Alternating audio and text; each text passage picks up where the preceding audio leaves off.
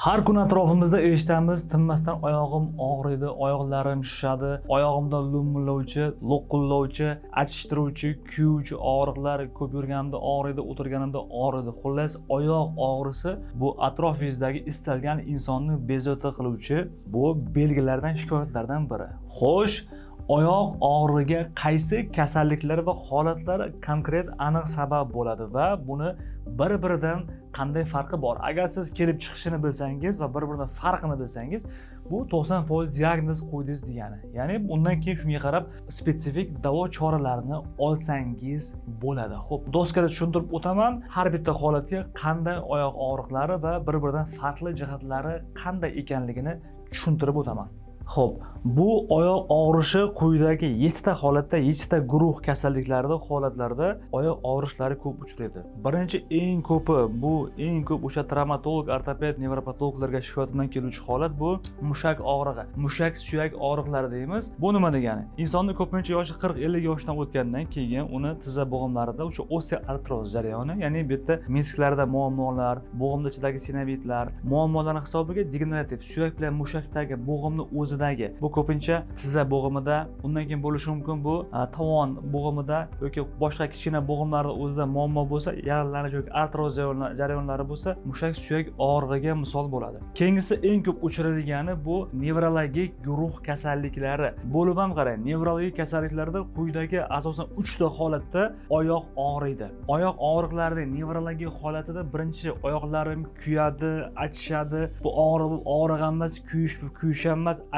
achishamiz, g'alati chuvstvo, g'alati hissiyot. Xuddi oyog'imda chumoli o'rmalaganday bo'lishi, bir qarasang isib ketishi, bir qarasang sovib ketishi. Ko'pincha bunda nevrologik sabablardan birinchisi bu polineuropatiya, ya'ni bir necha nervlarni bir vaqtda o'zida zararlanib kelishi. Bunga misol sabab bo'lishi mumkin qandli diabet. Qandli diabetda ko'pincha ikkinchi turda yillar davomida qandli diabet davom etilsa va yaxshi davolanmasa, ko'pincha bu polineuropatiya, ya'ni asorat berishni boshlaydi. Qandli diabetdagi ko'pincha bu xuddi naski kiyganday va qo'liga qo'lqop kiyganday naski chulki tipidagi, perchatka tipidagi qo'ldagi og'riqlar, simmetrik og'riqlarni kunduzi ham, kechasi ham kuyishi, achishi, lo'qillashi, chumoli o'rmalganday bo'lishini ko'rishimiz mumkin. Keyingisi oyoqdagi og'riq bu radiculopatik nevrologik sabablar. Radiculopatiya degani ko'pincha bizni insonni tanasida umurtqasidan chiqadigan nervlari bu oyoqlariga, ya'ni ko'pincha bel sohasidagi, ko'pincha L1 dan boshlab birinchi bel umurtqasidan 5-bel umurtqasigacha bo'lgan umurtqada oyoqlarni innervatsiya qiluvchi nervlar chiqadi.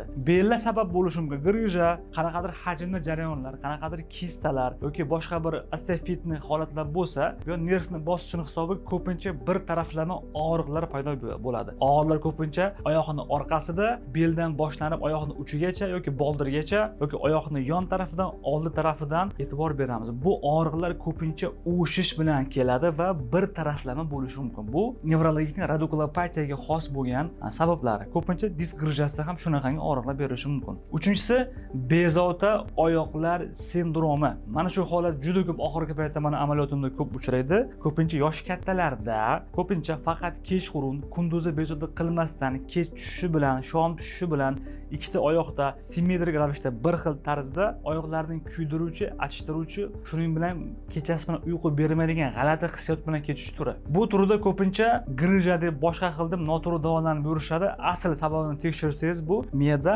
organizmda dopamin degan modda yetishmovchiligidan, ferritin, temir yoki qaysi bir vitaminlar yetishmovchiligidan ham shunaqangi bezovta oyoqlar sindromi kelib chiqadi. Bezovta oyoqlar sindromi ko'pincha kechqurun bezovta qiladi va tong sahar bomdod vaqtidan keyin og'riqlar kunduzi ancha-muncha kamayadi. Kunduzi deyarli og'riqlar bezovta qilmaydi. Ko'pincha bezovta oyoqlar sindromida kechqurun yuqoridagi belgilarimiz namoyon bo'ladi.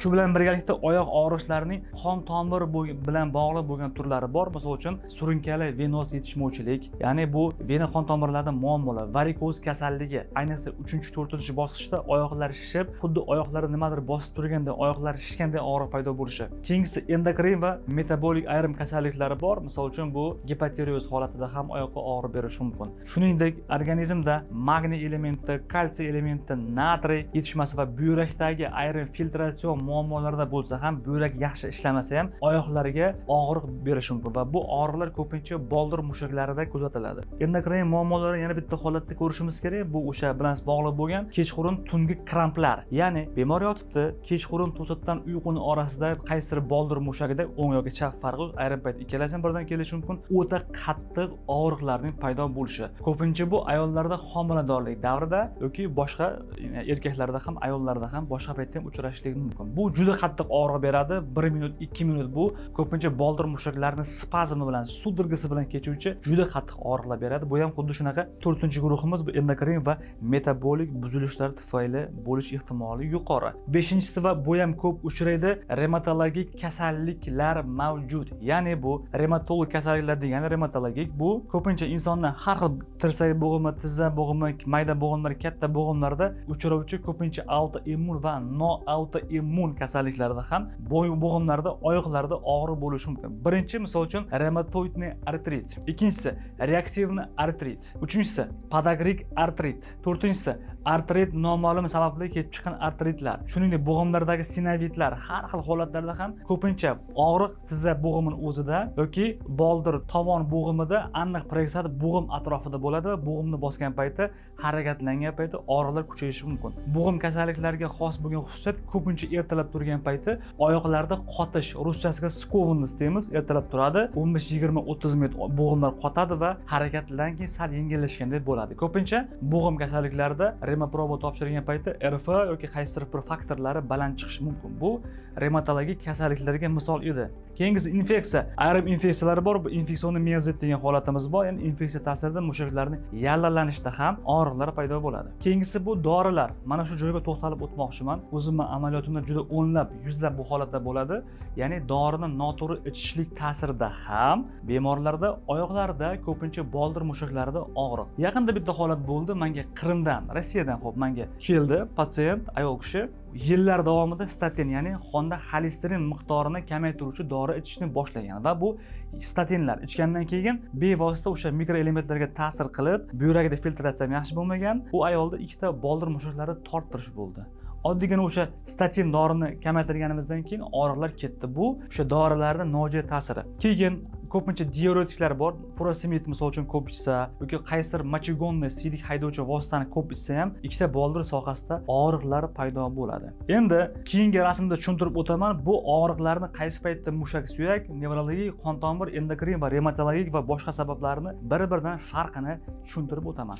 Xo'p, bu guruhdagi og'riqlarni bir-biridan qanday belgilarda farqlari bor? Misol uchun mushak suyak og'riqlarida, ya'ni bo'g'imlar bilan bo'lgan og'riqlarda faqatni bo'g'imni o'zida og'riq bo'lishi, bo'g'imni o'zida shish hosil bo'lishi, shuningdek harakatlanganda, turganda, yurganda og'riqlarning kuchayishi holati, ko'pincha ertalab og'riqlarning kuchayishini ko'rishimiz mumkin. Agar nevrologiya sabablardan bo'lsa, ko'pincha oyoqlarda kuyishish, achishish, uvishish holati va tushuntirib bo'lmaydigan simmetrik ravishda ikkita oyoqda ham og'riqlarni ko'ramiz. Qon tomir bilan bog'liq bo'lganda ko'pincha varikoz qon tomirlarida chiqqanligini, vena yetishmovchilik, ya'ni yuzaki venalarning chiqqanligini, o'sha UZI tekshiruvida doktor qilganimizda qon tomirlaridagi aniq muammolarni ko'ramiz.